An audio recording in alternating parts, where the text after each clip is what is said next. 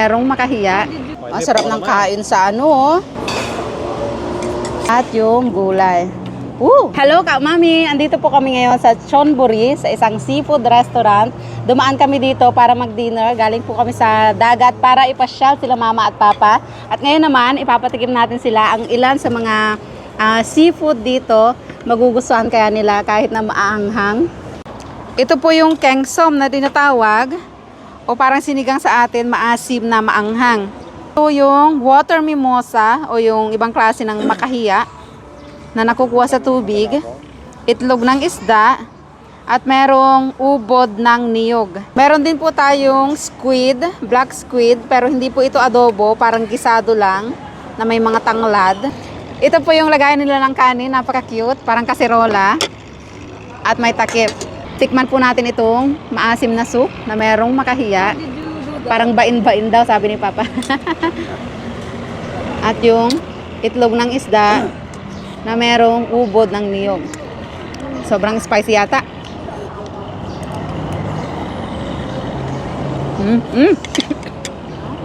Ang anghang.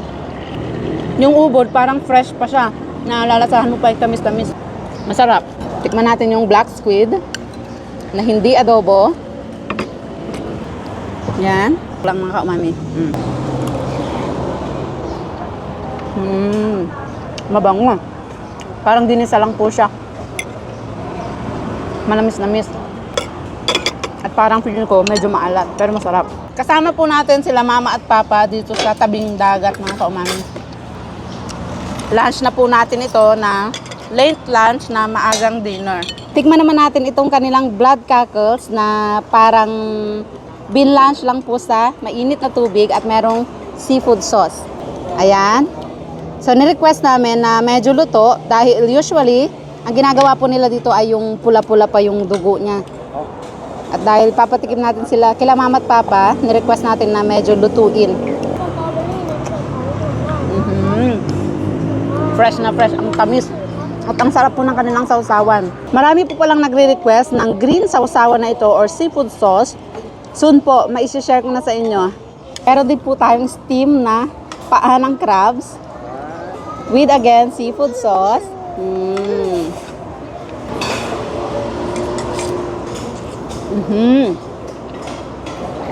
Ang lambot na ang tamis. Wow. Ayan Lolo, kamusta ang mga ulam natin? Sarap. Kayang-kaya ang anghang. Kayang-kaya. Ayan si Lola, oh. Sanay na. Sobrang sanay na po sila sa maaanghang mga kaumami. Ayan.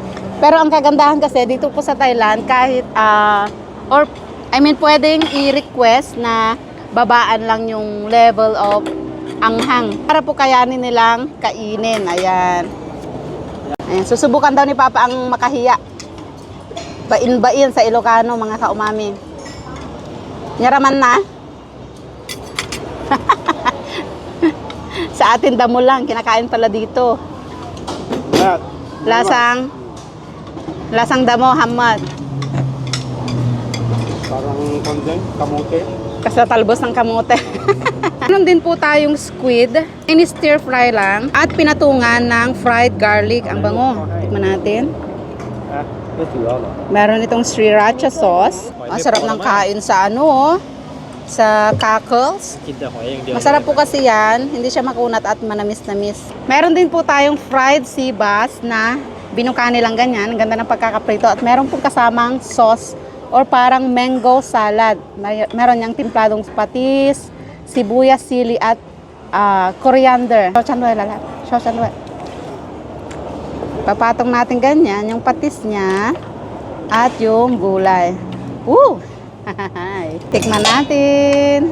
Ay wow, ang ganda ng pagkakaprito, juicy sa loob. Kaya.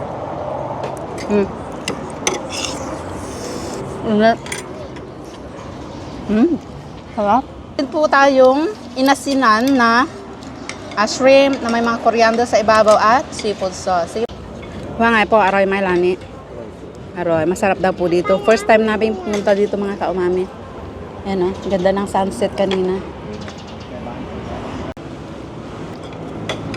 Meron din po tayong fresh oyster na may mga herbs like lemongrass, sibuyas, sili, at merong dahon ng ipil-ipil.